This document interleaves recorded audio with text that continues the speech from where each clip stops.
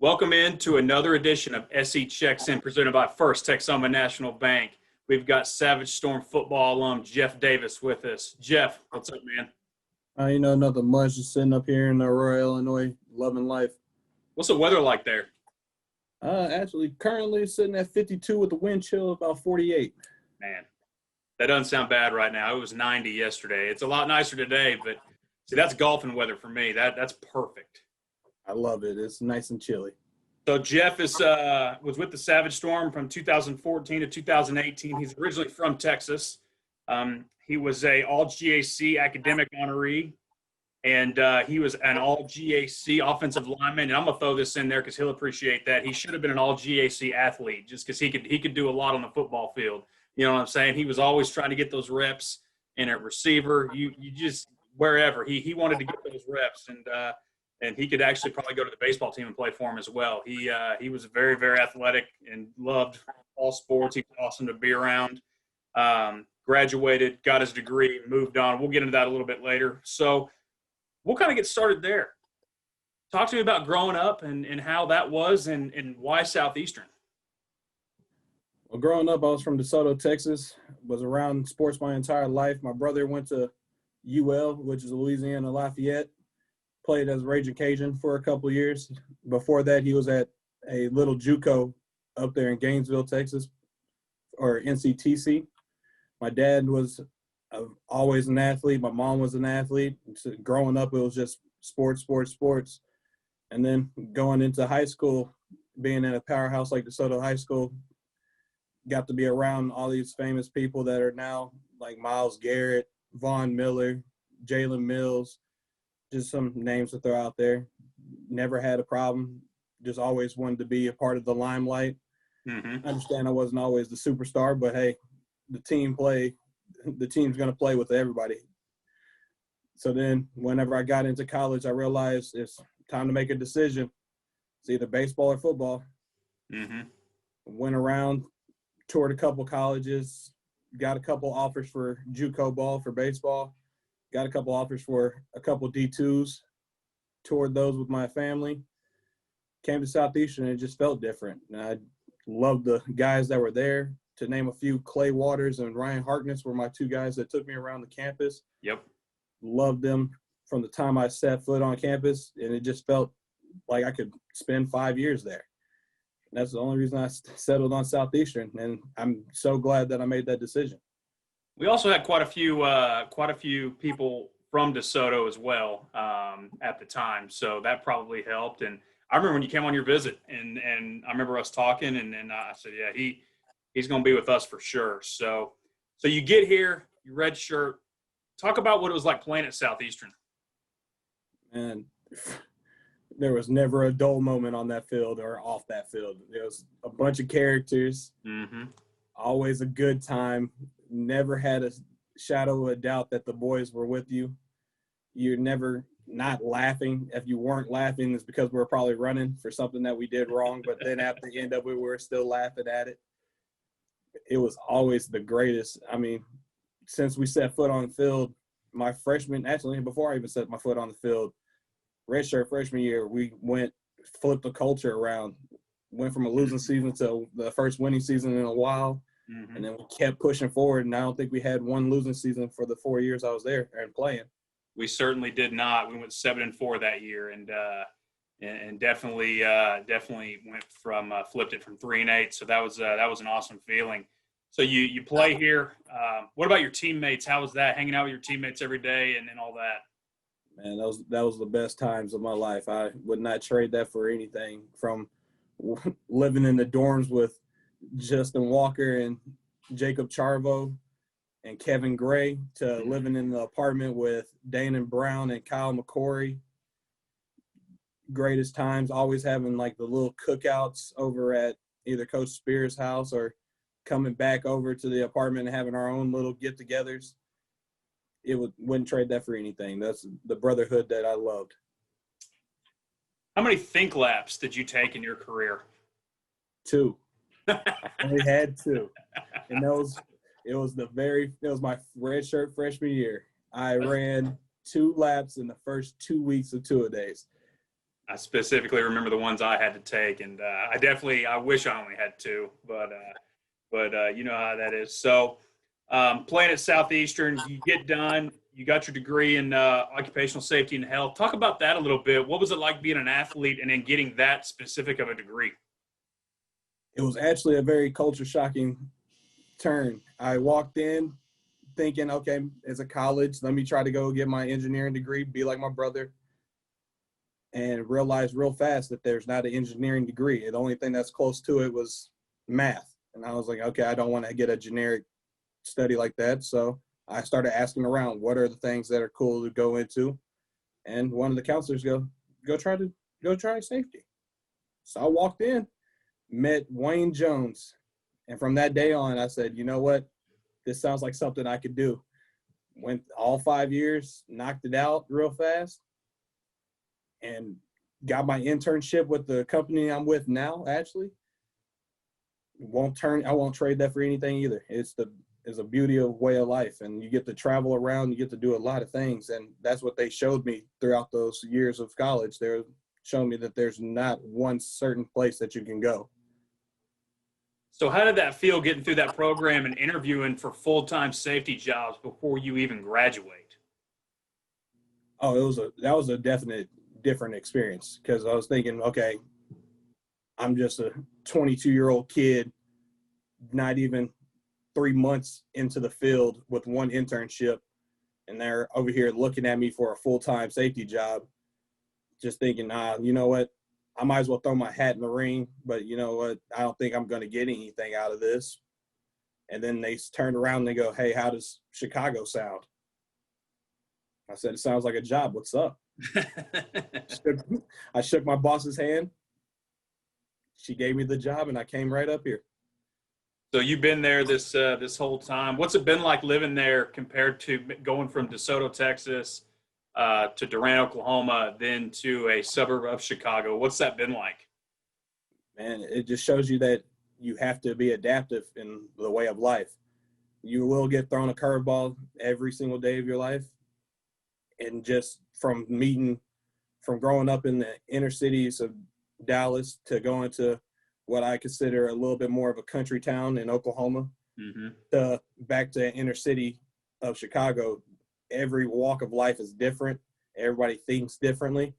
And just being able to adapt to your environment is the key of way of making yourself more visible, more acceptive, and more, in my way, coachable. And if I can take the words right out of your mouth.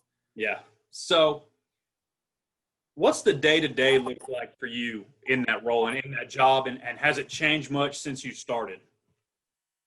It changed a whole lot from my very first day on the job to now. But a day-to-day, I could be anywhere from, speaking of in the moment right now, I could be anywhere from St. Louis to New York.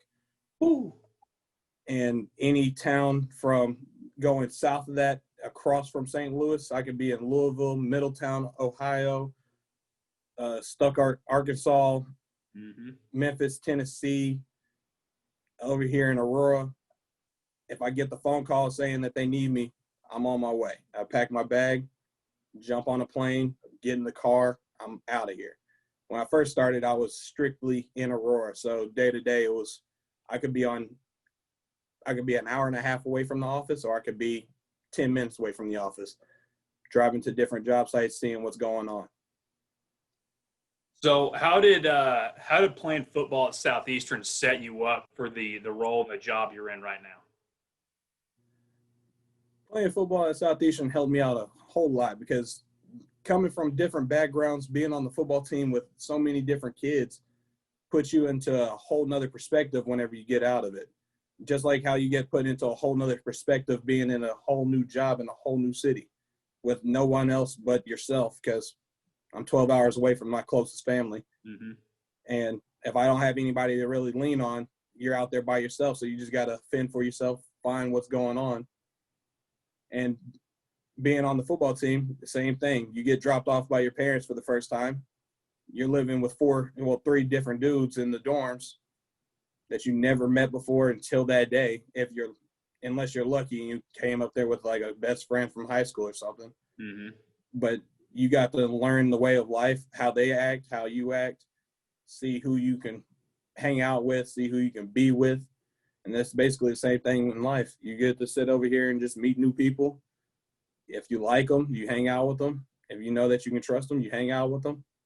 And you just keep moving forward from there.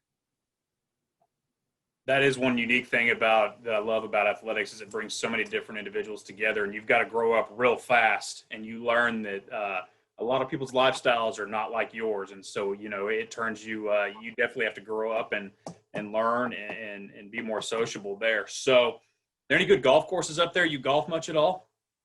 I don't have enough time to golf, but there are some beautiful golf courses. There's actually one that was designed by, I don't want to mess this up, I think it's Phil Mickelson.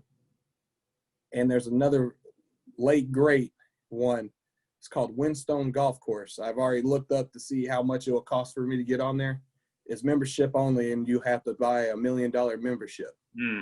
There you So I go. won't be doing that anytime soon. I say that because I saw your dad this summer golfing, and when I called you, and he definitely was up there playing. We need to get you back and to come play in those over the summer because those tournaments we do and those outings we do are a ton of fun. So we'll kind of transition to that. In March, everything kind of the world, the United States kind of shut down. How did COVID affect you and your day to day?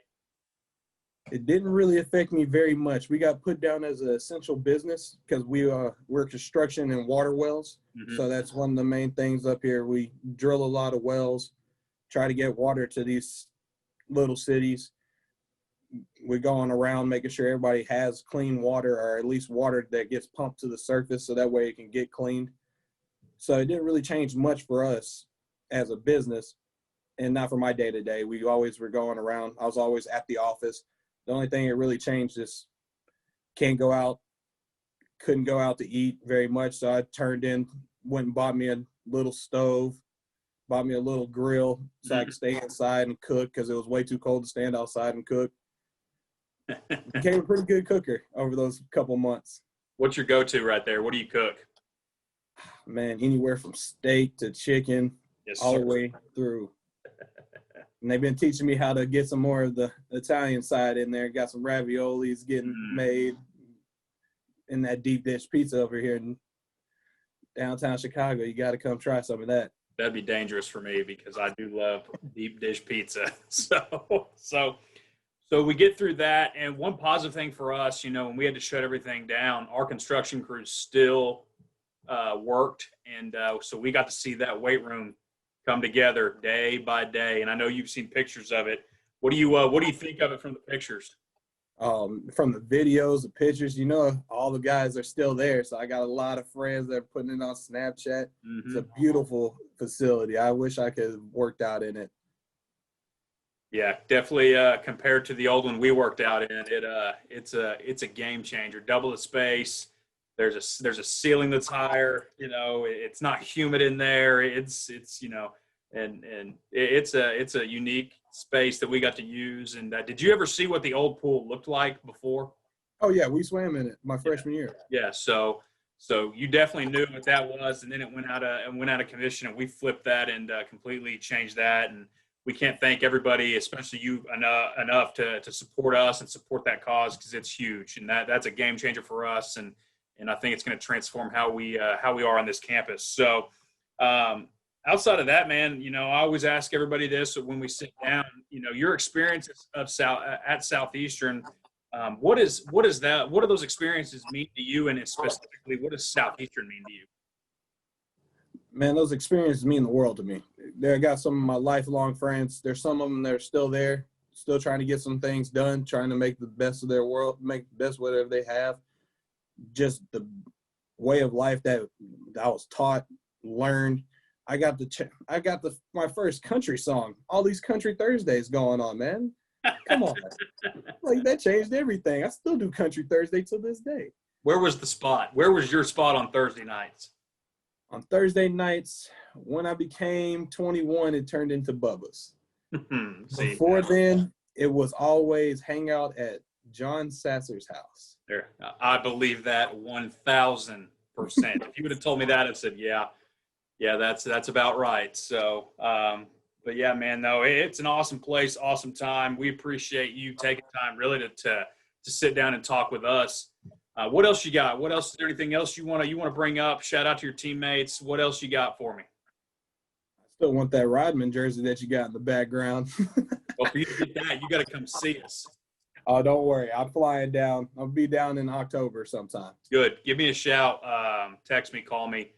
We can definitely give you the tour and kind of show you around and all the new stuff. And no, we definitely want to get you back on campus. And you need to let me know too when you come back, because we'll definitely go play a little golf with your dad and see how that's going. So, Storm fans, that's Geoff Davis, all GAC offensive lineman, all GAC academic honoree, Southeastern alum, safety guy, living in Chicago, living his best life, loves Southeastern. I know he's had that hat forever, because in college, he's flat bill all the way with some M frames. I will never, ever, ever forget that. So, Geoff, my man, I appreciate it. Tell everybody I said hello.